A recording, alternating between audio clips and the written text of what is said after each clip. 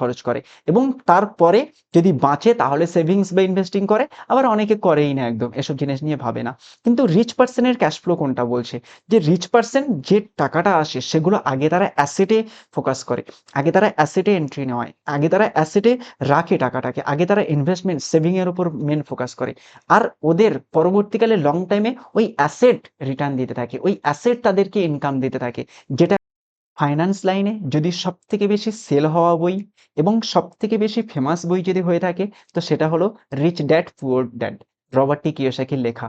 International and national মার্কেটে সবথেকে বেশি হাই ভ্যালু ক্রিয়েট করেছে, খুব ফেমাস হয়েছে এই বইটা। বিকজ কি এই বইতেই আমাদের পার্সোনাল ফাইন্যান্সের উপরে সবকিছু বলে গেছে, যে একটা পার্সন তার পার্সোনাল ফাইন্যান্সিয়াল জার্নিতে সে কিভাবে নিজেকে পার্সোনালি ফাইন্যান্সিয়ালি স্টেবল বানাবে, পার্সোনাল ফ্রিডম কি করে অ্যাচিভ করবে, ফাইন্যান্সিয়াল ফ্রিডম যেটাকে বলে সেটাকে কিভাবে অ্যাচিভ করবে। একটা পুয়ার মাইন্ড সেটআপ থেকে রিচ মাইন্ড সেটআপ ফাইন্যান্সিয়াল সাইটের উপরে, টাকা পয়সার সাইটে কিভাবে আমরা ক্রিয়েট করতে পারি।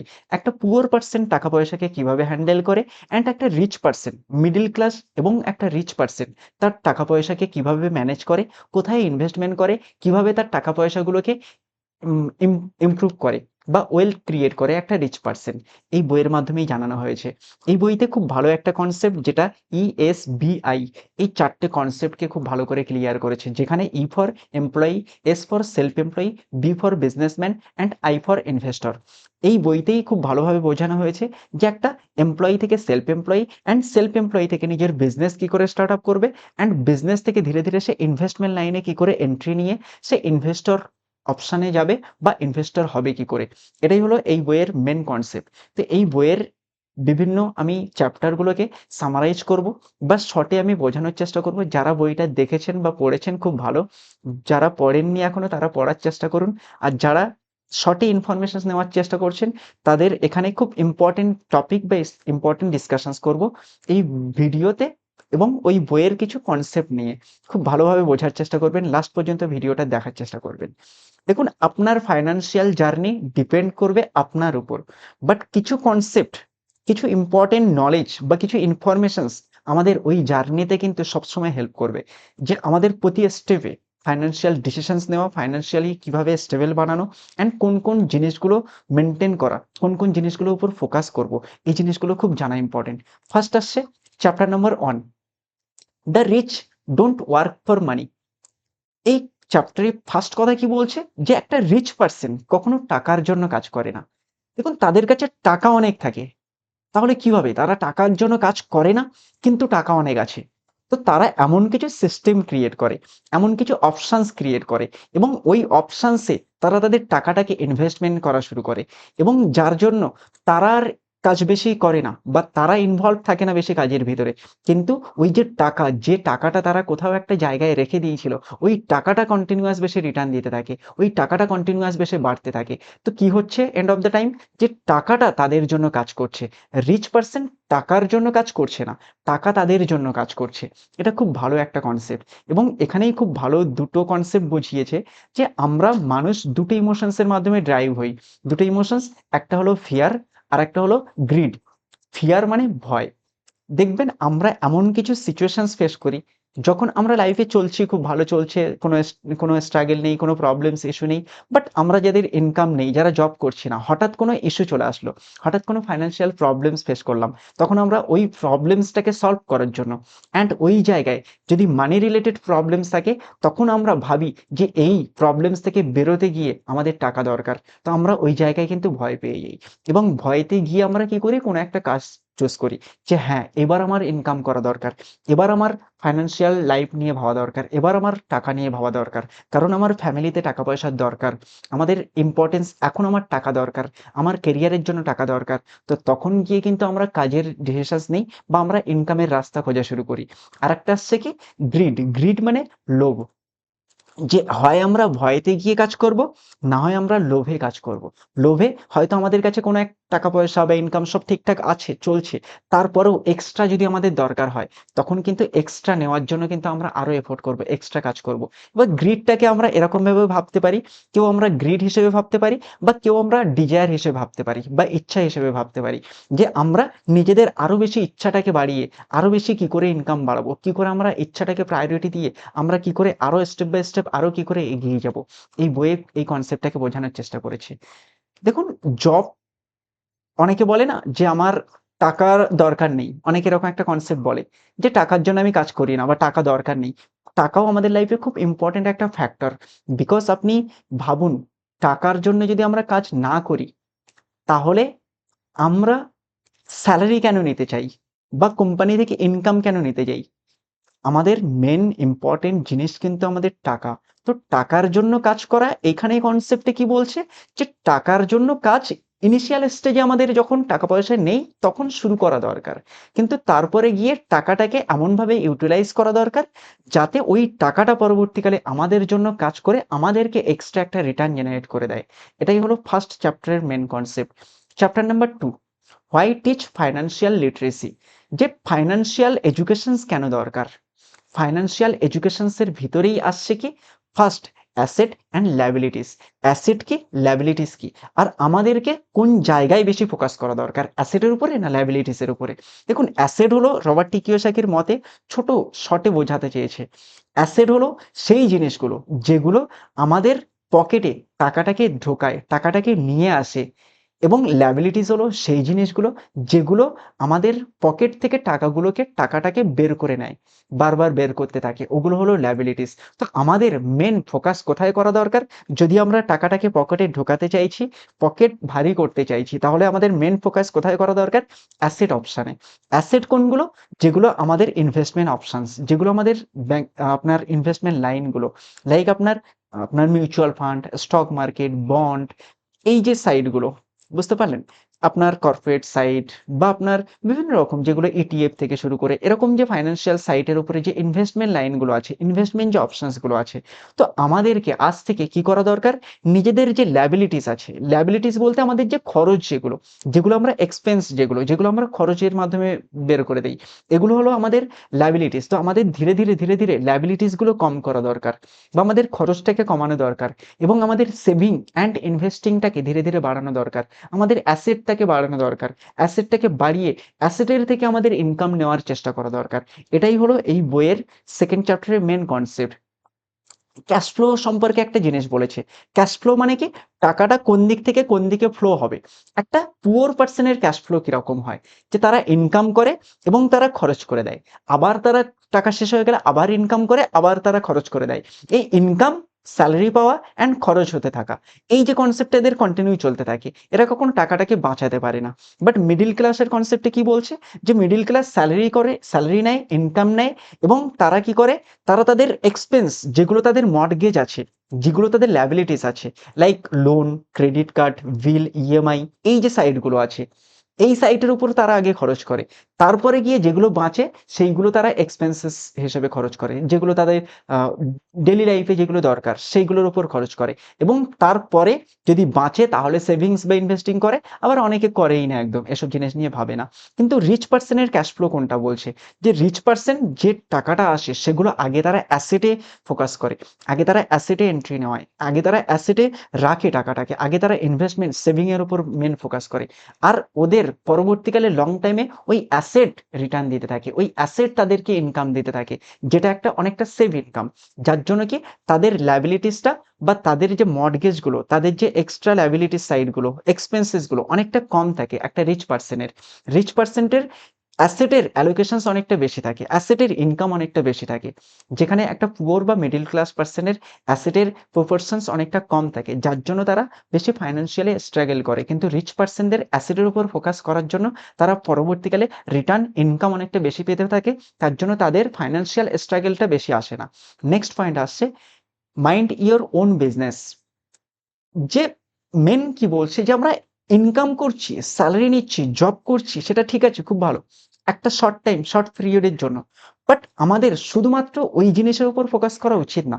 ওটা ছাড়াও এমন কিছু সাইটের উপর ফোকাস করা দরকার, নিজের কিছু পার্সোনাল বিজনেসের কথা ভাবা দরকার, নিজের কিছু পার্সোনাল ইনভেস্টমেন্টের কথা ভাবা দরকার, যে জিনিসগুলো কি আমাদের পরবর্তীকালে রিটার্ন দিতে পারে। আমাদেরকে নিজের জন্য কাজ করা দরকার।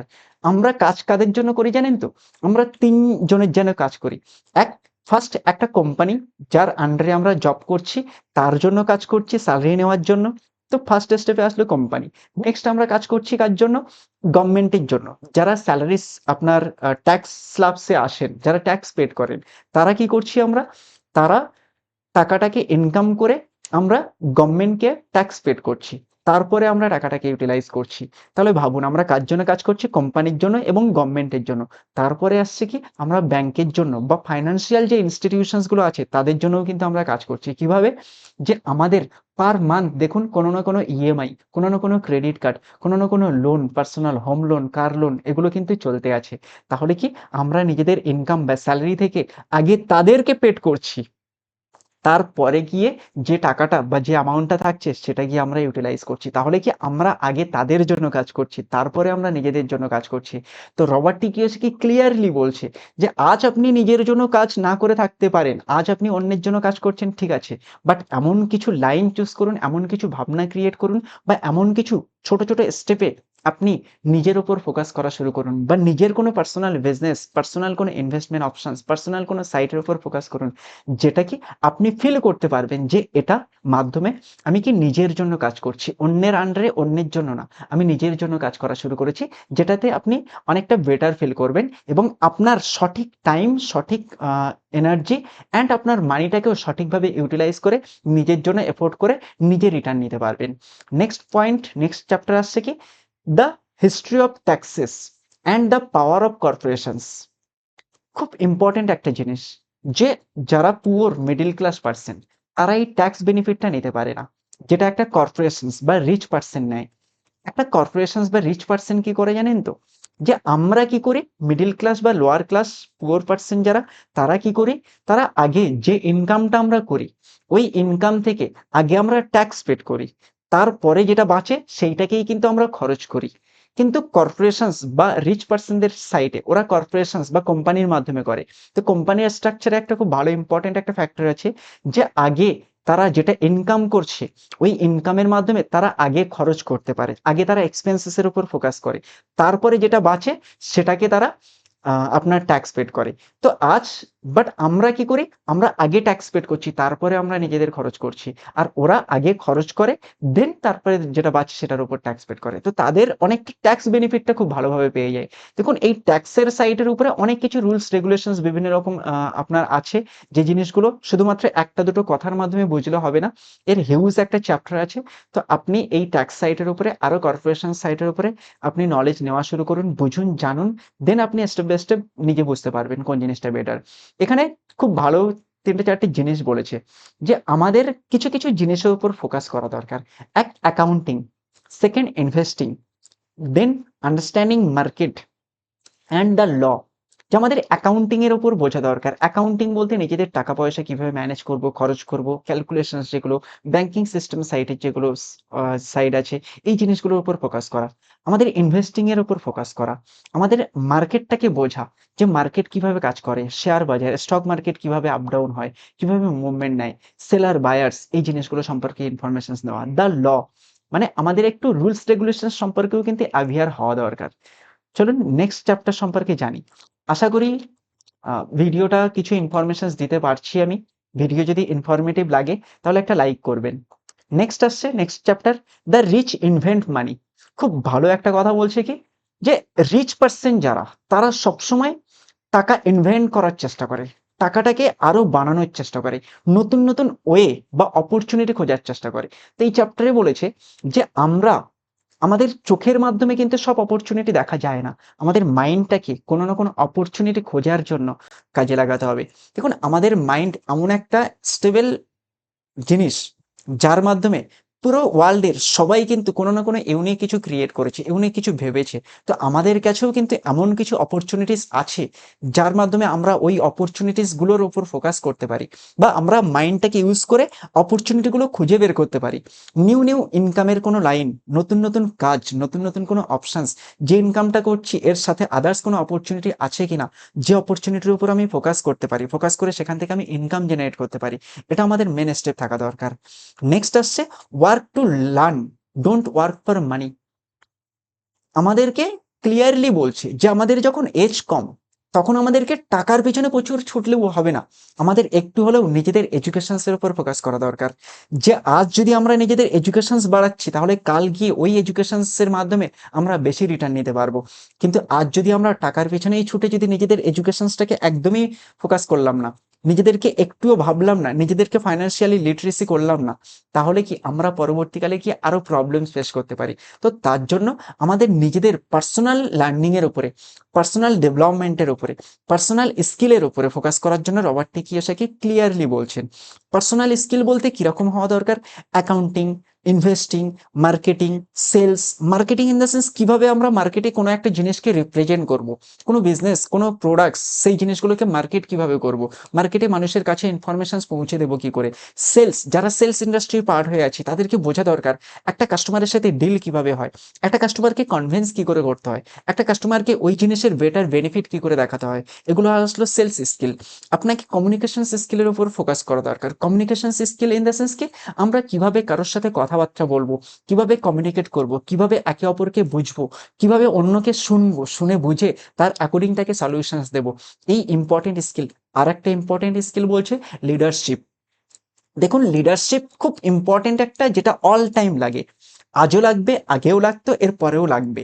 কারণ কি, একটা লিডার্স সে কি করে, পুরো অর্গানাইজেশনসটাকে ম্যানেজ করে, তার পুরো টিমটাকে ম্যানেজ করে। সেটা হতে পারে তার কাছে 5 জন, 10 জন বা 100 জন বা আরো বড় টিম হতে পারে। তো ওই টিমটাকে ম্যানেজ করা বা অ্যাজ এ লিডার্স ওই টিমটাকে গাইড করা অ্যান্ড তার থেকে সঠিক রেজাল্ট বের করা, এটাও কিন্তু ইম্পর্টেন্ট একটা জিনিস। তাহলে আপনাকে অ্যাজ এ লিডার ভালোভাবে লিডারশিপ স্কিলের উপরও ফোকাস করা দরকার।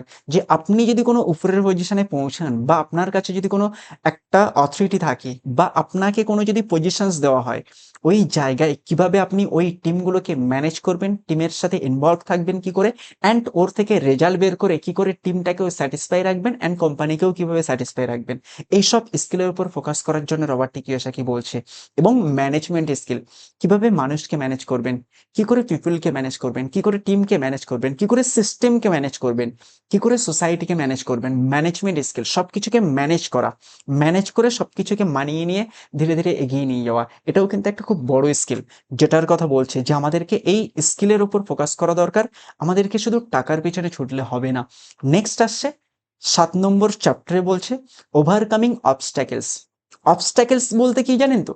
কিছু অবস্ট্যাকেলস, কিছু মাইন্ডের কিছু প্রবলেমস, যেটা আমাদের সাকসেস জার্নিতে বারবার বাধা দেয়। মানে আমরা কিছু করতে চাইছি, বাট কিছু করতে দিচ্ছে না, আমাদেরকে ভয় দেখাচ্ছে যে তোর দ্বারা হবে না। এরকম কিছু অবস্ট্যাকেলস, কিছু বাধা, যেগুলো আমাদের মেন্টাল সাইডটাকে দুর্বল বানিয়ে দেয়। তো এই অবস্ট্যাকেলস গুলো যদি আমরা একটু হলেও এগিয়ে ওভারকাম করতে পারি, তাহলে কি বলছে, আমরা মেন্টালি স্টেবল হয়ে যাব। অবস্ট্যাকেলস যেমন কিরকম, ভয়, ক্রিটিসিজম, আপনার সিনিসিজম, লেজিনেস, ব্যাড হ্যাবিটস, অ্যারোগেন্স। দেখুন, সবাই আমরা ভয় পাই, ফেলিয়ারের ভয়। লোকে কি বলবে, সে ভুল বলবে না ঠিক বলবে, আমার ভুল হচ্ছে না ঠিক হচ্ছে। ব্যাড হ্যাবিট, আমরা ব্যাড হ্যাবিটের ভিতরে আমরা ইনভলভ হয়ে যাই, আমরা লেজি হয়ে যাই। আমরা কিছু করতে তো চাই, বাট আমরা এতটা লেজিনেসের ভিতরে চলে আসি যে আমরা কিছু করে উঠতে পারি না। তো তার জন্য আমাদেরকে এই সব সাইডে, অ্যারোগেন্স মানে অহংকার, যে টাকা যত বাড়ে তার সাথে সাথে অহংকারও বাড়তে থাকে। তো এইরকম কিছু যে জিনিসগুলো আমাদেরকে মাইন্ডটাকে ডিস্টার্ব করায়, যে আমাদেরকে ধীরে ধীরে ডাউনে নিয়ে যায়, এই জিনিসগুলোকে আমাদেরকে ওভারকাম করতে হবে, ছাড়তে হবে, ছেড়ে আমাকে এগিয়ে যেতে হবে। নেক্সট চ্যাপ্টার আসছে গেটিং স্টার্টেড। দেখুন, অলরেডি ভিডিওটা বড় হয়ে গেছে, তো চেষ্টা করব খুব শর্টে বোঝানোর। তো লাস্ট বোঝার চেষ্টা করবেন, লাস্ট পয়েন্টগুলো। গেটিং স্টার্টেড, যখন আমরা পুরো জিনিস বুঝে গেলাম যে আমাদের কাজ কি করা দরকার, কিভাবে চলা দরকার, কোন কোন জিনিস ফোকাস করা দরকার, কিভাবে আমাদেরকে ইনভেস্টমেন্ট শেখা দরকার, কিভাবে আমাদেরকে ফাইন্যান্সিয়াল নলেজ নেওয়া দরকার, তখন তারপরে আসছে আমাদেরকে স্টার্ট করা দরকার, যে কোথা থেকে আমরা স্টার্ট করব।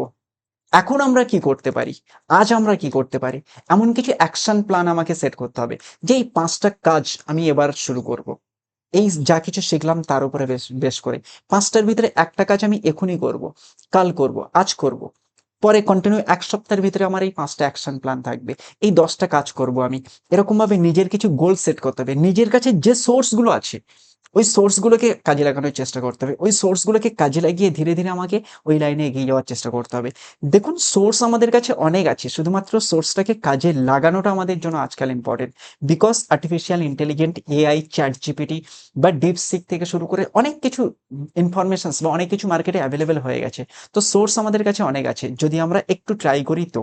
নেক্সট আসছে কি, দেখুন স্টার্ট আজ, এখনই করা শুরু করা দরকার, তো করা শুরু করুন।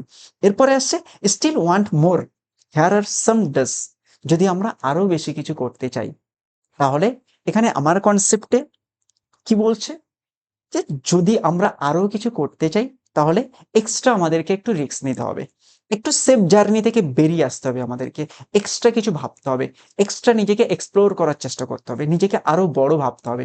কিছু সাকসেসফুল মানুষদেরকে আমাদেরকে ফলো করার চেষ্টা করতে হবে, যারা অলরেডি অনেকটা বড় কিছু ইম্প্যাক্ট ক্রিয়েট করে গেছে মার্কেটে, যারা অনেক বেশি কিছু করে গেছে। তো তাদেরকে ফোকাস করতে হবে এবং আমাদের ভিতরে যে জিনিসগুলো আছে ওই জিনিসগুলো অন্য কাউকে দেওয়ার চেষ্টা করতে হবে, অন্যের লাইফে কিছু ভ্যালু অ্যাড করার চেষ্টা করতে হবে, অন্য কাউকে শেখানোরও চেষ্টা করতে হবে। এমন কিছু জিনিস যেগুলোর মাধ্যমে আমরা নিজেরাও ফাইন্যান্সিয়াল স্টেবল হব এবং পরবর্তীকালে নিজেদের মাধ্যমে অন্য কাউকেও হয়তো সঠিক গাইডেন্স দিতে পারবো। তো আশা করি এই চ্যাপ্টারের মাধ্যমে পুরো জিনিসগুলো ক্লিয়ার হতে পেরেছে। পার্সোনাল যারা ফাইন্যান্স লাইনের উপরে এন্ট্রি নিচ্ছেন বা নিজের ফাইন্যান্সিয়াল জার্নিটাকে যারা স্টেবল বানাতে চাইছেন তাদের জন্য আশা করি ভিডিওটা ইনফরমেটিভ হলো। তো থ্যাংক ইউ সো মাচ এত সময় দেখার জন্য। নমস্কার।